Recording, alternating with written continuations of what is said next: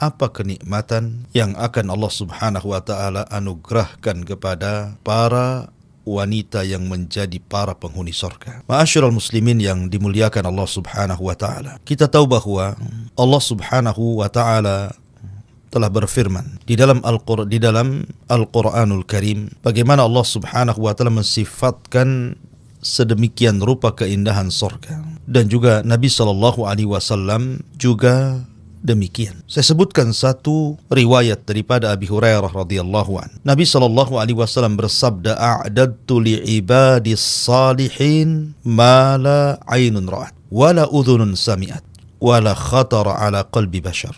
Waqra in syi'tum fala ta'lamu nafsum ma ukhfiya lakum min qurrati a'yun jazaa'an bima kanu ya'malun." Dari Abu Hurairah radhiyallahu an, Nabi sallallahu alaihi wasallam bersabda, Allah Subhanahu wa taala berfirman dalam hadis qudsi, "Aku telah sediakan bagi hamba-hambaku yang saleh kenikmatan-kenikmatan di sorga yang tidak pernah dilihat mata, didengar telinga, bahkan terlintas pun di benak manusia tidak bisa. Maka bacalah kalau kalian berkehendak, fala ta'lamu nafsum ma ukhfiya lahum min qurrati a'yun jazaa'an bima kanu ya'malun." Dan jiwa tidak mengetahui apa yang Allah sembunyikan kepada mereka dari kenikmatan yang merupakan penyejuk mata sebagai balasan terhadap apa yang mereka kerjakan di dunia. Artinya, sebagaimana kalangan laki-laki diberikan nikmat yang tidak terlihat mata, tidak terdengar telinga, bahkan terlintas pun tidak bisa, saking nikmatnya, maka para wanita juga kurang lebih sama seperti yang Allah anugerahkan kepada laki-laki. Ma'asyiral muslimin yang dimuliakan Allah Subhanahu wa taala. Di dalam hadis Nabi sallallahu alaihi wasallam, Nabi sallallahu alaihi wasallam mengatakan, "Idza shallatil mar'atu khamsaha wa shamat syahraha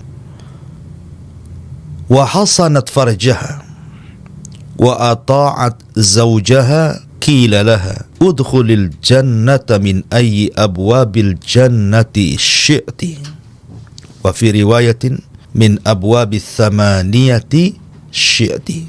Kata Nabi sallallahu alaihi wasallam, apabila seorang wanita melaksanakan salat 5 waktu, menjaga puasa Ramadan, berusaha untuk menjaga kemaluannya, taat kepada suaminya, maka akan dikatakan kepada wanita tersebut, "Masuklah engkau ke dalam sorga dari pintu-pintu sorga sesuai dengan kehendakmu." Dalam riwayat, dari 8 pintu sorga sesuai dengan kehendakmu. Ma'asyiral muslimin yang dimuliakan Allah Azza wa Jalla, tentu kalimat udkhulil jannah min ayyi abwabi al-jannati syi'ti, masuklah wahai para wanita ke dalam sorga dari pintu-pintu sorga sesuai yang kau kehendaki. Ini adalah bentuk takrim, kemuliaan dan juga tasyrif, keagungan bagi para wanita-wanita yang ditakdirkan Allah masukkan ke dalam sorga. Kenapa kemudian Nabi SAW menyebutnya di antara 4 perkara yang memudahkan wanita masuk sorga?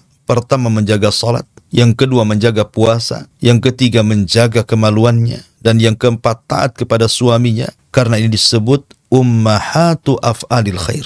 Bagi wanita, perbuatan 4 perkara ini termasuk induk daripada kebaikan. Artinya kalau seorang wanita menjaga salatnya, menjaga puasanya, menjaga kehormatannya, menjaga suaminya, maka perkara-perkara lain pasti akan lebih dijaga lagi.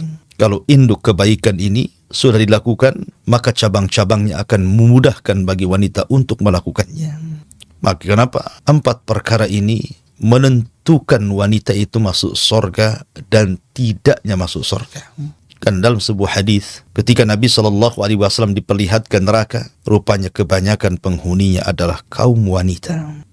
Ma'asyiral muslimin wal muslimat rahimani wa rahimakumullah. Sebagaimana Allah Subhanahu wa taala memberikan kenikmatan kepada laki-laki, maka begitu juga Allah Subhanahu wa taala memberikan kenikmatan yang sama kepada para wanita di surga. Allah Subhanahu wa taala berfirman, "Wa man ya'mal minas salihati min dzakarin aw untha wa huwa mu'minun fa ulaika yadkhulunal jannata wa la yudlamuna nakira." Barang siapa yang beramal saleh, baik perempuan ataupun laki-laki, atau laki-laki baik laki-laki atau perempuan, dan dua-duanya beriman kepada Allah, maka mereka akan dimasukkan ke dalam sorga dan mereka tidak akan mendapatkan perlakuan kezaliman. Dan dalam ayat yang lain Allah mengatakan, man amila salihan min dzakarin aw untha wa huwa mu'minun falanuhyiyannahu hayatan thayyibah wa lanajziyannahum ajrahum bi ahsani ma kanu ya'malun. Barang siapa yang beramal saleh, baik dia laki-laki atau perempuan, dan kedua-duanya beriman kepada Allah, maka kami akan berikan kehidupan yang indah dan kami akan balas mereka dengan sebaik-baik balasan sebagaimana apa yang sudah mereka kerjakan di dunia.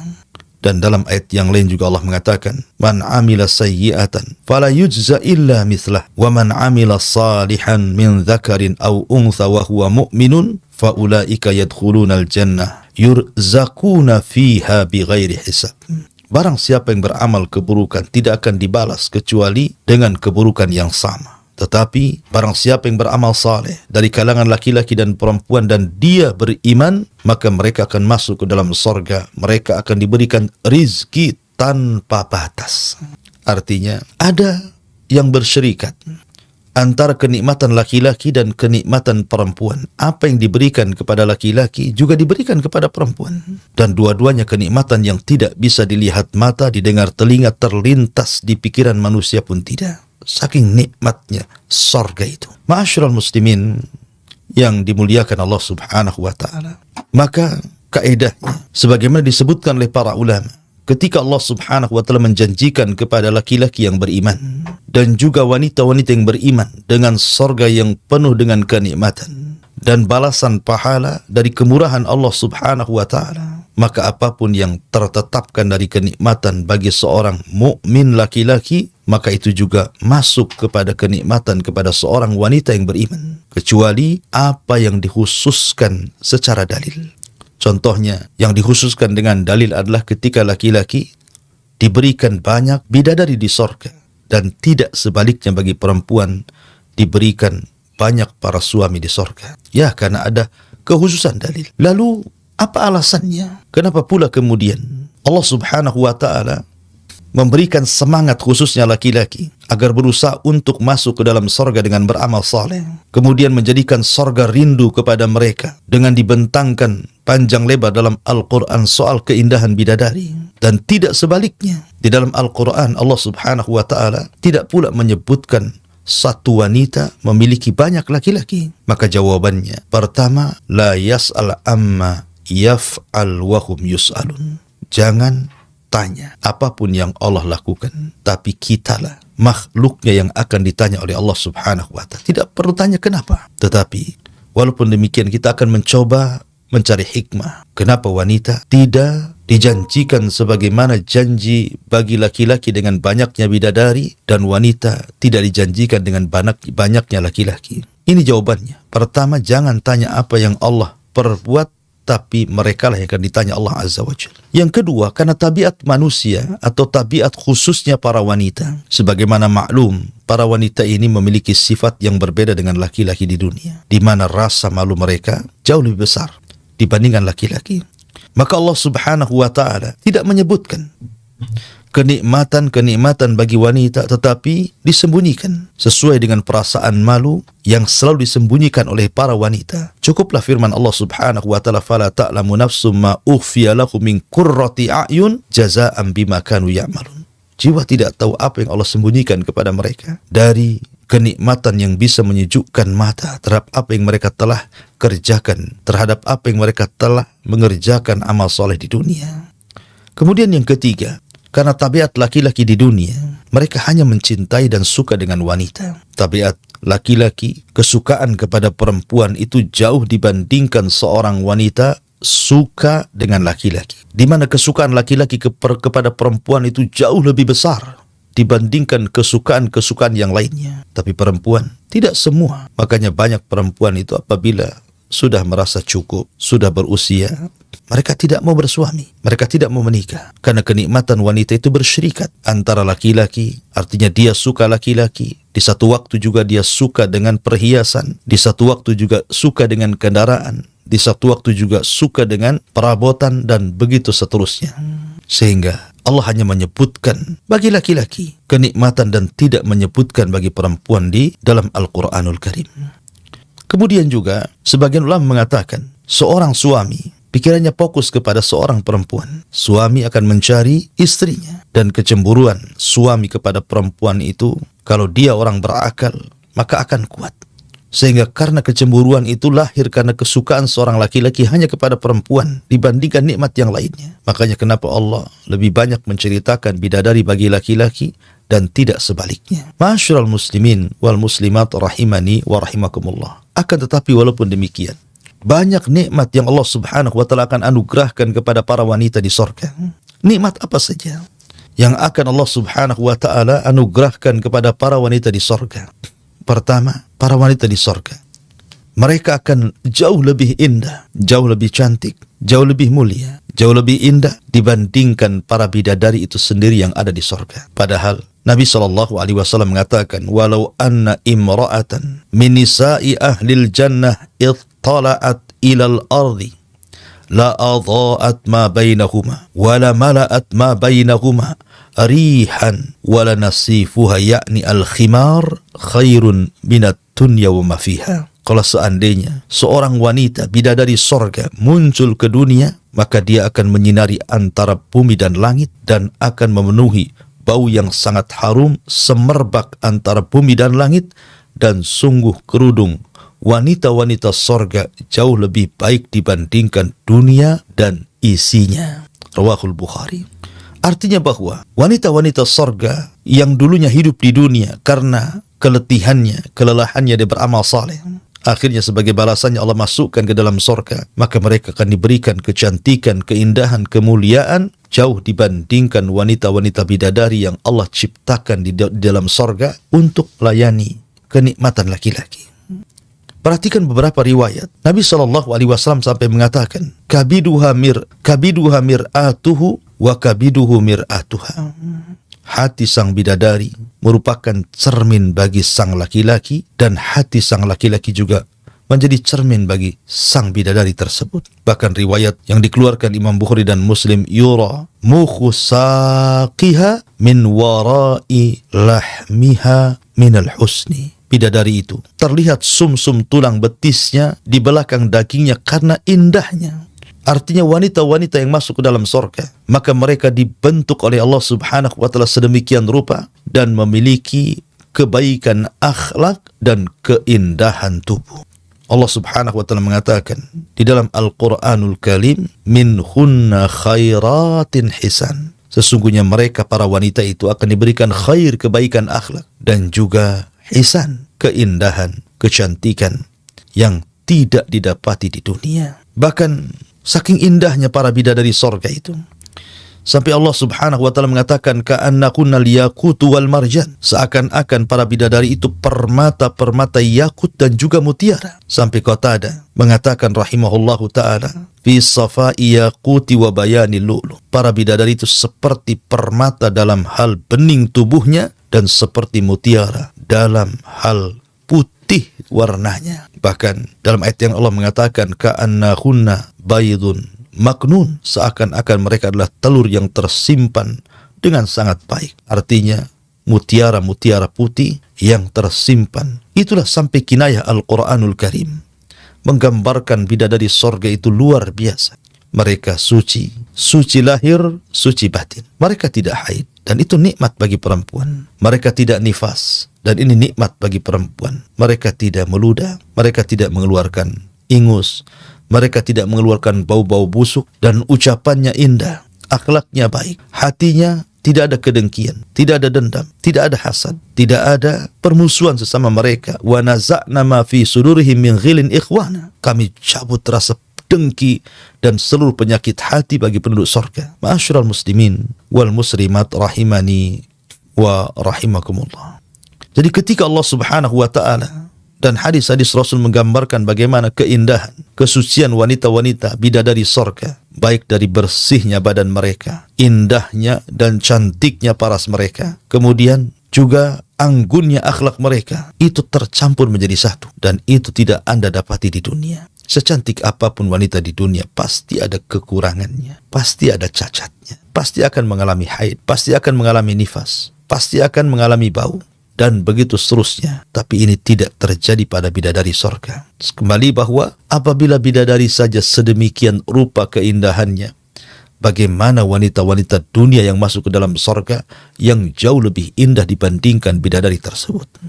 Kemudian di antara kenikmatan wanita di sorga, mereka tidak pernah menjanda. Mereka akan terus perawan. Abdullah bin Abbas radhiyallahu anhu menceritakan ada seorang nenek-nenek datang kepada Rasulullah. Kemudian mengatakan, "Ya Rasulullah, adakah nenek-nenek sepertiku di sorga?" Kata Rasul, tidak ada. Tidak ada di sorga itu yang namanya nenek-nenek. Maka sang nenek ini pun pulang dan menangis sedih, dikiranya dia tidak akan masuk sorga. Kalau di sorga tidak ada nenek-nenek. Maka Rasul mengatakan, katakan kepada nenek itu, maksudnya di sorga itu tidak ada orang tua. Di sorga itu semua muda. Di sorga itu semua perawan. Tidak ada nenek yang masuk ke dalam sorga. Karena Rasul mengatakan, ma fil jannati a'zab. Artinya, di sorga tidak ada yang azab, tidak ada yang sendirian. Pasti ada pasangan. Termasuk juga, sang nenek juga akan mendapatkan pasangan. Karena di sorga itu juga tidak ada nenek-nenek. Semua usia penduduk sorga itu mau laki-laki perempuan antara 33 sampai 34 tahun. Artinya, kenapa tidak dirubah bentuk mereka? Kenapa mereka tidak menjadi tua, kemudian keriput sebagaimana penduduk sorga? Supaya tidak ada ghirah, kecemburuan.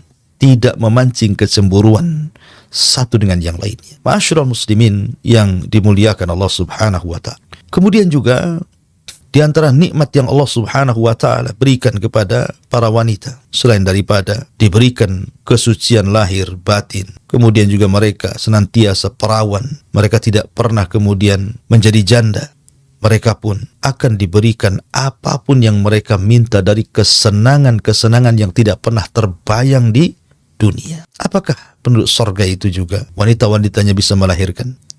Karena ada sebuah riwayat yang dikeluarkan al-Imam At-Tirmidzi dari Abi Sa'id Al-Khudri radhiyallahu anhu, Nabi sallallahu alaihi wasallam bersabda, "Al-mu'min idza ishtahal walad fil jannah kana hamluhu wa wad'uhu wa sinnuhu wa syababuhu wa kibaruhu fi sa'atin kama yashtahi." Seorang mukmin apabila menghendaki anak di sorga, maka hamilnya, lahirnya, usianya, muda dan tuanya itu hanya sekejap saja dan tidak ada kesulitan. Tidak seperti wanita-wanita di dunia. Ketika mereka mengandung saja sudah kesulitan luar biasa. Ketika meregang hendak melahirkan seolah-olah pertaruhan antara dia dan nyawanya. Ketika sudah lahir dia harus menyusuinya. Tapi di sorga tidak. Allah mudahkan semuanya. Tapi riwayat ini memang dikritik para ulama. Apakah wanita di sorga bisa melahirkan? Maka kata Imam Ibnul Qayyim rahimahullahu ta'ala, pertama hadis yang tadi dibaca oleh ana bahwa hadis itu diperbincangkan tentang riwayatnya. Yang kedua, bahwa Allah Subhanahu wa taala mengatakan walahunna fiha azwajum mutahharah, dan bagi mereka para laki-laki di sorga itu memiliki pasangan-pasangan yang bersih. Kalau seseorang kemudian melahirkan, tentu bisa saja terkena haid, terkena nifas, terkena kotoran.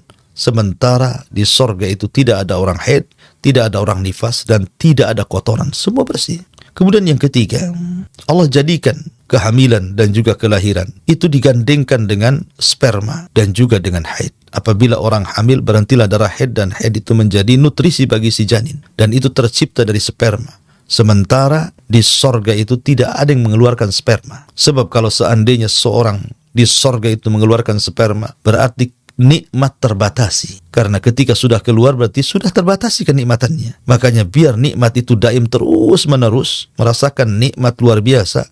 Makanya hubungan mereka antar suami istri di sorga tidak sebagaimana hubungan di dunia. Apabila seorang suami atau istri sudah mengeluarkan sperma, maka hilanglah nafsunya. Di sorga tidak demikian. Sehingga kalau seandainya, kata Imam Ibnul Qayyim, Allah menjadikan ada kehamilan, ada kelahiran, berarti ada haid, ada sperma, dan begitu seterusnya. Kemudian yang nomor 4, bahwa Nabi SAW bersabda, la yazalu fil jannati fadlun hatta yunshi'ullahu laha khalqan fayuskinahum fadlal jannah. Akan senantiasa di sorga itu keistimewaan yang Allah Subhanahu wa ta'ala bangun, diberikan kepada manusia. Kemudian walaupun seandainya seorang tidak punya anak, maksudnya begitu, tetap ada kenikmatan yang bisa tergantikan. Karena di sorga itu ada anak-anak kecil. Dari anak-anak yang ketika di dunia meninggal sebelum balik, maka mereka akan wildanu mukhalladun, yatufuna bi aqwabin wa abarika wa ka'sim min ma'in. Ada anak-anak kecil yang meninggal belum balik, baik anak orang kafir atau anak orang yang beriman, maka mereka akan menjadi anak-anak di sorga dan lucu-lucu, dan itu sebagai pengganti dari anak-anak dunia. Kemudian juga bahwa bisa juga dikatakan bahwa Allah Subhanahu wa taala berfirman, walladzina amanu wattaba'athum dzurriyyatuhum biimanin alhaqna bihim dzurriyyatuhum. Dan orang-orang yang beriman kemudian diikuti keturunan mereka dengan iman, maka kami akan gabungkan keturunan mereka di akhirat. Kalau seandainya ada keturunan di akhirat, tentu mereka jauh lebih baik, lebih mulia dibandingkan keturunan kita di dunia. Kenapa? Karena mereka tidak pernah bermaksiat sama sekali. Ini mustahil. Ya. Kemudian juga alasan yang terakhir bahwa sorga itu bukan tempat berkembang biak manusia, tidak sebagaimana di dunia. Maka dari alasan-alasan ini, wanita di sorga tidak akan melahirkan. Tetapi kalaupun seandainya mereka punya atau menghendaki anak, maka Allah akan anugerahkan kepada mereka. Karena apapun yang kita kehendaki ada di sorga. Ma'asyiral muslimin wal muslimat rahimani wa rahmakumullah. Untuk pembahasan terakhir, saya ingin membahas tentang 6 perkara secara singkat tentang wanita-wanita yang mereka masuk ke dalam sorga. Itu ada 6 perkara atau 6 keadaan. Pertama, seorang wanita meninggal dan belum menikah. Apakah dia akan menikah di sorga? Yang kedua, seorang wanita meninggal setelah diceraikan oleh suaminya dan dia belum menikah dengan laki-laki lain. Apakah juga akan menikah di sorga? Memiliki pasangan di sorga. Kemudian yang ketiga, seorang wanita yang meninggal, kemudian dia menikah. Sebelum meninggal dia menikah. Tapi Allah takdirkan suaminya tidak masuk ke dalam sorga. Mungkin karena kekufurannya, karena maksiatnya, sehingga terpisah suami istri ini. Yang satu istrinya ke sorga, yang satu pula suaminya ke neraka. Bagaimana sang istri ini? Apakah dia akan menikah lagi di sorga, ataukah menunggu suaminya dikeluarkan dari neraka? Kalau memang Allah takdirkan tidak dikekalkan di dalamnya.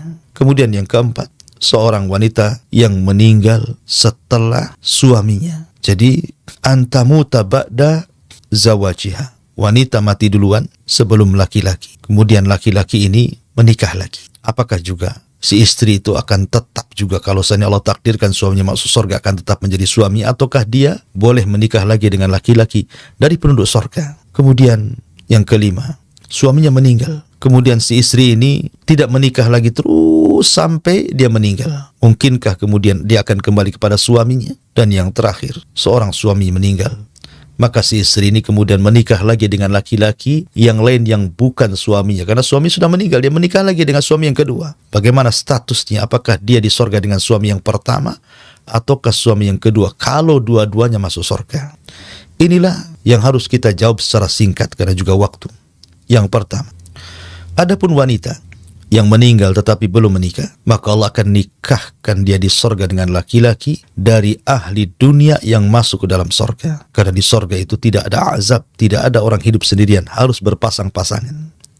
Kemudian yang kedua, begitu juga sama. Seorang wanita yang meninggal setelah diceraikan, kemudian dia tidak menikah lagi sampai dia meninggal, tetap dia pun akan dinikahkan oleh Allah dengan laki-laki penduduk dunia yang masuk ke dalam sorga sesuai dengan seleranya dan kenikmatannya. Kemudian yang ketiga, bahwa yang harus seorang wanita yang menikah kemudian suaminya berpisah, tidak masuk ke dalam sorga, malah pula masuk ke neraka. Maka kata para ulama, perempuan yang seperti ini, kalau seandainya laki-lakinya itu termasuk penduduk sorga, artinya masuk neraka itu hanya karena hukuman dan azab karena kemaksiatan di dunia, maka dia akan tetap kembali kepada suaminya kalau dia belum bercerai. Tapi kalau seandainya si suaminya kufur dan dikekalkan di neraka, maka tentunya dia akan dinikahkan dengan laki-laki penduduk dunia yang masuk ke dalam sorga. Kemudian yang nomor 4, bagaimana kalau seandainya wanita itu meninggal setelah suaminya? Maka dijelaskan, ammal mar'atu lati matat ba'da zawajiha fahiya fil jannah li zawjiha alladhi matat anhu. Maka wanita tersebut akan tetap bersama suaminya walaupun dia meninggal duluan. Kalaupun suaminya kemudian masuk ke dalam surga, tetap akan kembali kepada suaminya. Kemudian yang nomor 5, kalau seandainya suaminya meninggal duluan, kemudian wanita ini tidak menikah terus sampai meninggal, maka ini pun sama akan, kalau dua-duanya masuk ke dalam sorga, maka Allah akan gabungkan kembali menjadi suami istri di sorga. Yang terakhir, kalaupun seandainya seorang wanita ditinggal meninggal suaminya kemudian menikah lagi, maka sebagian para ulama mengatakan dia disuruh memilih antara suami yang pertama dan suami yang kedua. Ada juga yang berpendapat maka dia akan bersama suami yang terakhir yang dinikahinya. Wallahu a'lam, intinya bahwa wanita masuk surga akan sama mendapatkan kenikmatan yang Allah anugerahkan juga kepada laki-laki, pun sama Allah anugerahkan kepada para wanita. Mudah-mudahan kita semua termasuk ahlil jannah.